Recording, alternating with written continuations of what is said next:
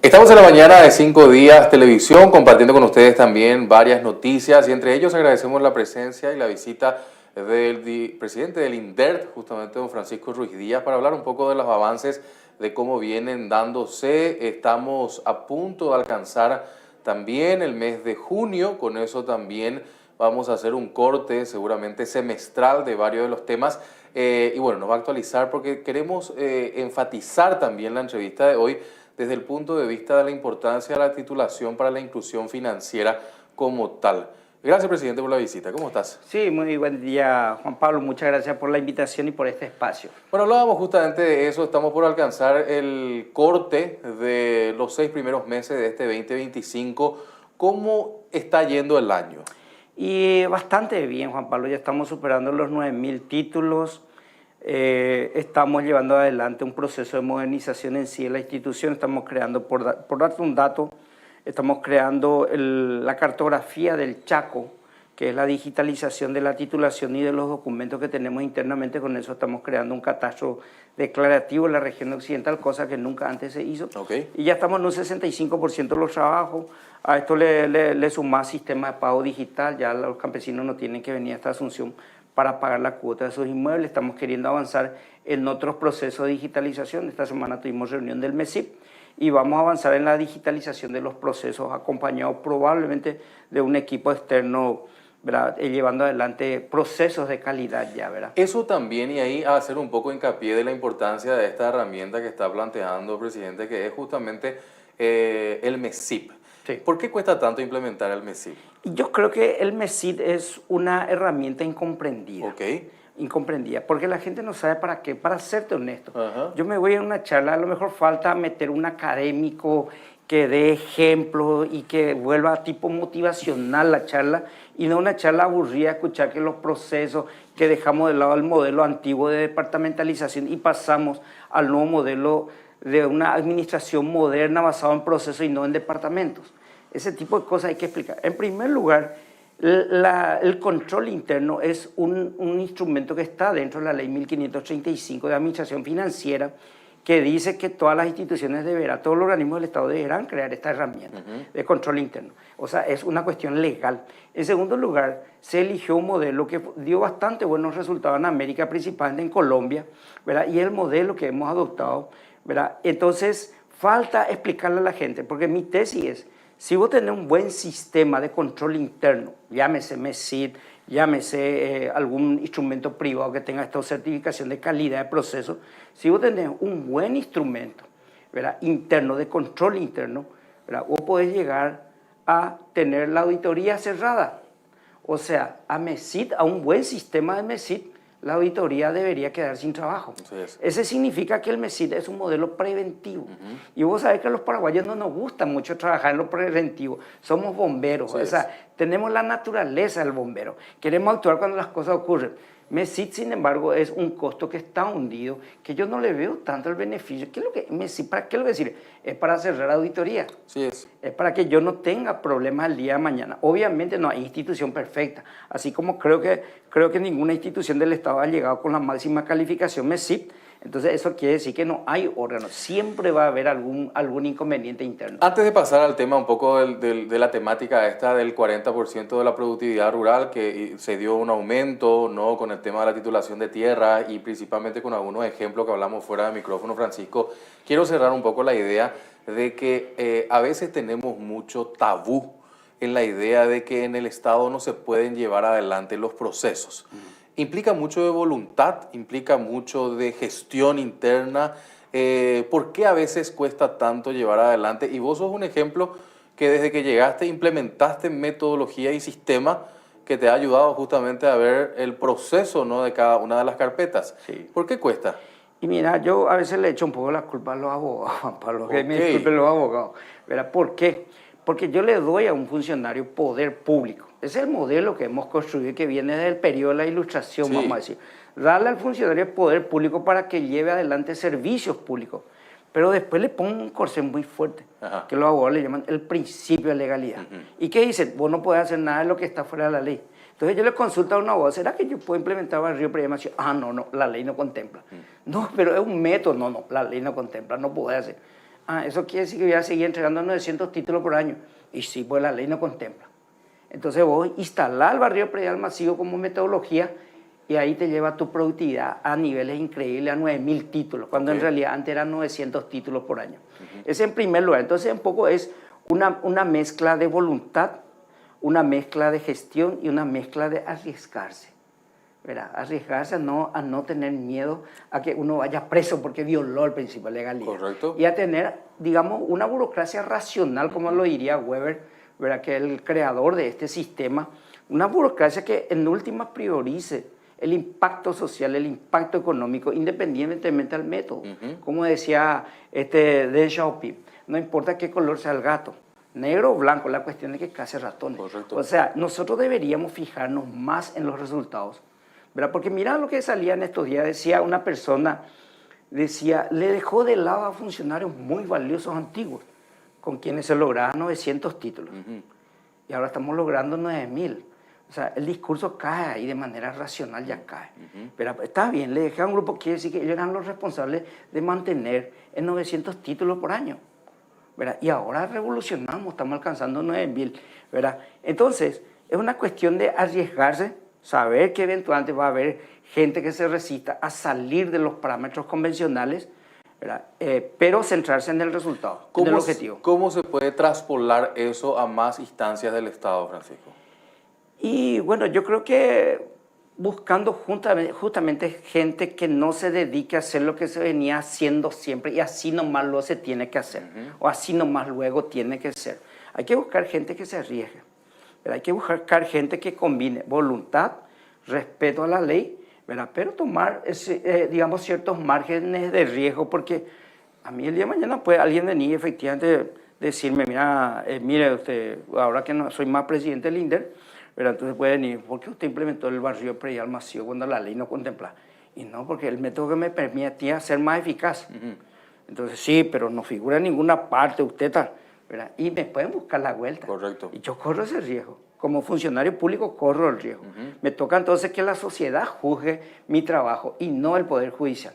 Porque muchos te quieren amenazar con el Poder Judicial, que el día de mañana voy a dejar el cargo y te van a agarrar, ¿verdad? Entonces yo asumo el riesgo. Mi señora sabe, le suelo bromear, a veces le estreso todo. Y le digo, a mí no me importa si eventualmente por hacer algo bueno tengo que irme a pagar las consecuencias. Y te doy un ejemplo. Sí. Imagínate lo que estamos haciendo ahora. Si te sorprenden los 9.000 en este tiempo, ¿verdad? Lo que va a ocurrir aquí en adelante va a ser revolucionario, Juan Pablo. ¿Por qué? Porque ahora tomé la decisión de descentralizar este sistema. Estoy lanzando la descentralización sur, la descentralización centro, después vamos a entrar en norte. Estos dos van a ser como escuelitas. Vamos a hacer proyectos pilotos, vamos a aprender este proceso, vamos a hacer el marco normativo, vamos a llevar al norte y vamos a llevar al este. Para explicar, Francisco, eso implica que la gente entienda de que el INDER tiene oficinas en algunas partes del Paraguay. Sí, tiene oficinas, pero no hace titulación. El INDER tiene, hoy tengo entendido, en la región oriental tiene 14 oficinas, pero no hacen titulación, porque no tienen el equipo. Entonces, este equipo que yo tengo en Asunción, ¿verdad? Tengo que llevarle de manera permanente a Sur. La División Sur, ya creé de hecho la División Sur, hicimos proyectos experimentales con ellos.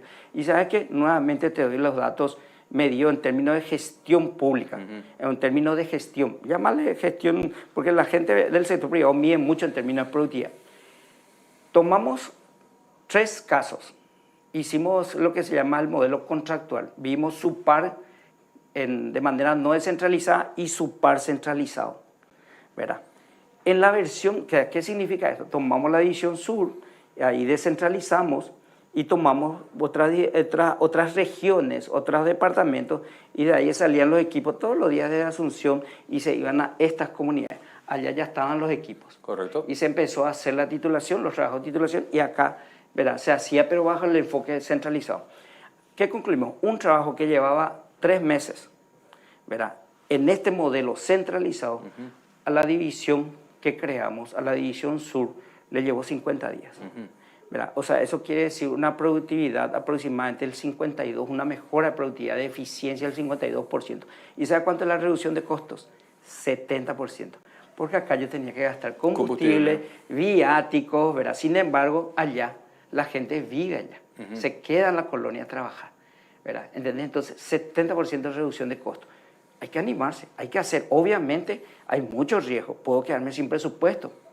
Pero el presidente me dijo, faltando 2 días antes que cierre el INDER, avísame, ahí va a llegar la caballería, me dijo el presidente. Entonces me arriesgo, ¿verdad? Tomo ese riesgo. Podemos fracasar, puede ser que no funcione porque no tengo recursos, ¿verdad? Pero tomo el riesgo. Expliquemos un poco este tema de la importancia de la titulación de las tierras para justamente el aumento de la productividad en el campo, en el área rural. Pero también ahí quiero abordar un tema no menor, que es también los polos de urbanización en el departamento central y en las cabeceras departamentales, Francisco. Porque a partir de ahí, son 2 temas muy también ahí hay un nivel de productividad muy grande en esos puntos, ¿no? Así mismo. Son 2 temas muy importantes. En primer lugar, verá, el entregarle un título de propiedad a la persona tiene impactos tangibles e impactos intangibles. O sea, impactos medibles e impactos no medibles. Un impacto no medible es que la persona, y esto vos sabés por la historia, ¿verdad? Entonces anteriormente los romanos dividían los grupos sociales entre el que tiene propiedad y el que no tiene. El que no tiene era esclavo y los que tenían propiedad eran los amos, ¿verdad? Y después estaba una tercera clase que eran los gladiadores, los luchadores que le daban la espada, era ese percunio. Con la espada él conseguía la libertad. No tenía propiedad, pero conseguía la libertad. Entonces un título de propiedad tiene una significancia trascendental. Un título de propiedad puede implicar la libertad para una persona. Puede ser libre a partir de un título de propiedad. Pero viene la otra cara de la moneda, la responsabilidad. ¿Qué hago con esa propiedad? ¿Me siento a tomar tereré bajo la planta del mango? ¿O me voy, me arriesgo nuevamente, voy ante la banca pública, ante el crédito agrícola de habilitación, saco un préstamo, aprovecho que se va a inyectar $1.000 millones por año en el campo que yo puedo producir para alimentarle a la gente, que se llama ley hambre cero, y entro en eso y tomo riesgo? Claro, puede venir un mal año climático. Claro. ¿Verdad? El gobierno tendría que encontrar ahí políticas públicas para ayudar y todo. Pero eso justamente se está fortaleciendo el tejido productivo rural de los pequeños productores. 80% de los pequeños productores son de la reforma agraria. Va a tener un gran impacto. Ahora, en materia de productividad, lo que se ha encontrado es que cuando yo le entrego un título de propiedad a una persona, la persona se anima y toma más riesgo, efectivamente. Y lo que se observa como resultado es que su productividad mejora entre 40 a 80%, en algunos casos 80%. ¿Verdad? Y el ingreso del agricultor, del pequeño agricultor, mejora, y estos son estudios internacionales, ¿verdad? Mejora el ingreso, o sea, la plata que le entra al agricultor en su bolsillo mejora 40%, tiene 40% más de ingreso, ¿verdad? Es un impacto muy importante desde el punto de vista económico, pero además de eso, cuando vos titulás un inmueble, metés a 3 mercados, independientemente que sea inmueble de la reforma agraria. Estos los estudios lo demuestran. Hay 3 mercados que desarrollás con eso, porque va a aumentar el volumen de activos que se va a transar, va a crear valor, vamos a decir. Un título de propiedad crea valor per se, ¿verdad? Pues un papel, pero crea valor. No es la tierra la que crea el valor, es el título. Correcto. Si la tierra no está documentada, no tiene valor. ¿Cuáles son los 3 mercados? El mercado financiero, el mercado de alquiler de tierras y el mercado financiero, el mercado inmobiliario. Son los 3 mercados que donde se crean valor al titular un pedazo de tierra. Imagínate 9.000 inmuebles, ¿verdad? Y estás canalizando esos títulos. En el caso de la reforma agraria, solamente el mercado financiero es donde impacta, porque hay restricciones, ¿verdad?, a la titularidad, que es, por ejemplo, que no puede transferir más allá de 10 años de haber cancelado, todo ese tipo de cosas. Pero donde se nota el impacto real en todos los estudios es en la inversión. La gente crea infraestructura productiva, se vuelve capitalista. Correcto. Un agricultor con un título de propiedad, sin que él se dé cuenta, se vuelve capitalista, empieza a acumular capital, tiene ahora, en vez de media sombra, pone invernadero, sistema de agua potable, tiene todo un sistema de cañería y su productividad mejora tremendamente. Ahora, para llegar a esa instancia también, y es importante destacar eso, implica un proceso de asistencia. Claro. ¿Se le está asistiendo? Totalmente. Hay una agenda que el presidente ha lanzado ya durante la reunión del Gabinete Social que se llama la Agenda Microeconómica de la Reforma Agraria.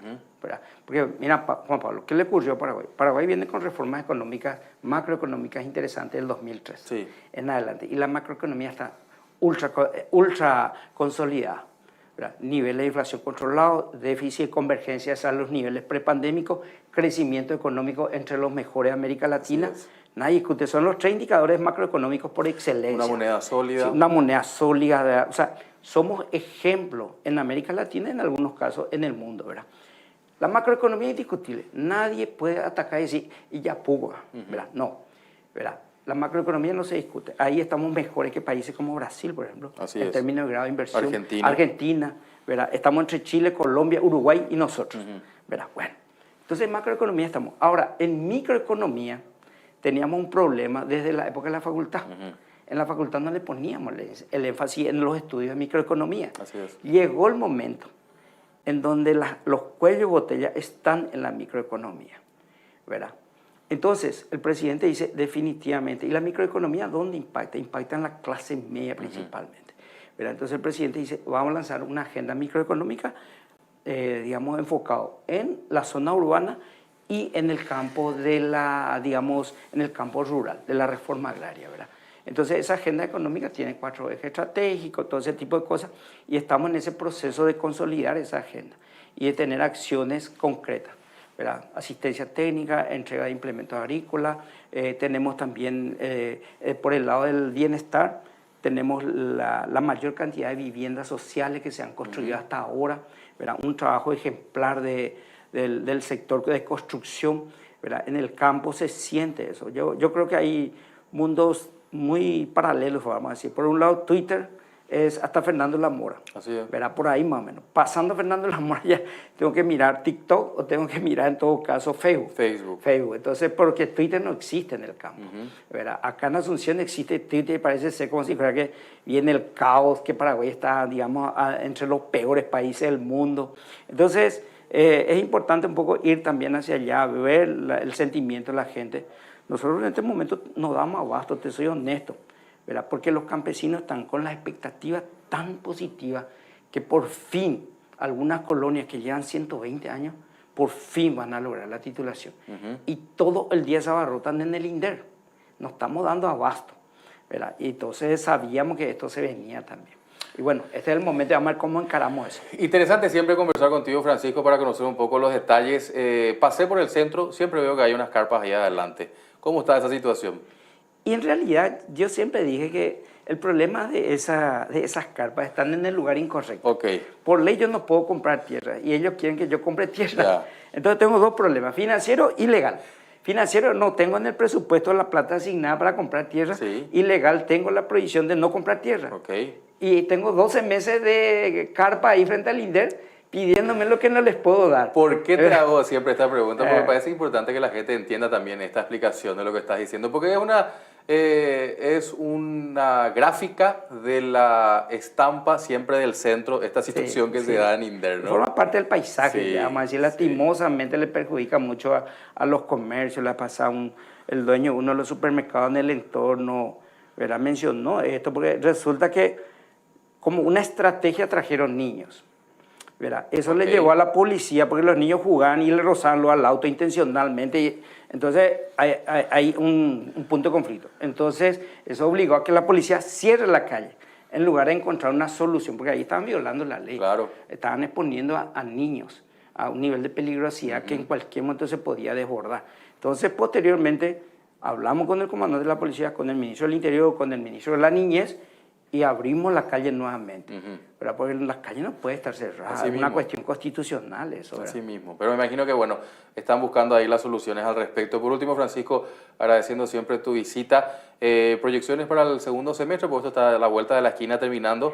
¿Cómo se viene la segunda parte del 2025? Nosotros tenemos para todo el año, tenemos 6.500 títulos, creo que es nuestra meta este año, tenemos una meta proyectada incluso hasta el 2028 que son 50.000 títulos, donde pensamos canalizar al mercado paraguayo 3.420 millones en estos 5 años de creación de valor a través, digamos, de este proyecto inmobiliario, ¿verdad? Pero para este año son 6.500, ¿verdad? Y estamos con una situación medio ambigua porque si la descentralización da resultados, 6.500 puede quedar corto, ¿verdad? Todo depende del ritmo. Estamos ahora en este proceso de crear la capacidad operativa, estamos en el proceso de contratar a la gente para que vivan allá, todo ese tipo de cosas. ¿verdad? Para que evitar que los campesinos se vean obligados a tener que venir a Asunción. Se les atiende en Misiones y se les va a atender en la zona centro, estaría creo que en la zona de Guairá o Caguazú estaría la sede. Y va a ayudar mucho porque también se elimina la gestoría. También, sí, totalmente. Y tenemos que avanzar hacia la digitalización, Sí. Juan Pablo. ¿Verdad? Es un tema que a mí me apasiona, el presidente le súper apasiona la digitalización en catastro, creamos el catastro digital.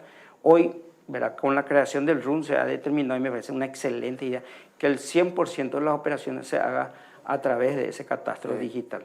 Nosotros en su momento creo que habíamos llegado a un 30 o 40% y hoy se determinó que incluso la inscripción de los planos se haga de manera digital. Ese es espectacular, ¿verdad?